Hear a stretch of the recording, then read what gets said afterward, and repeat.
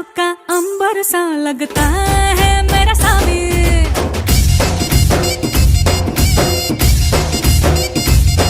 मेरी राहों में फूलों का रास्ता है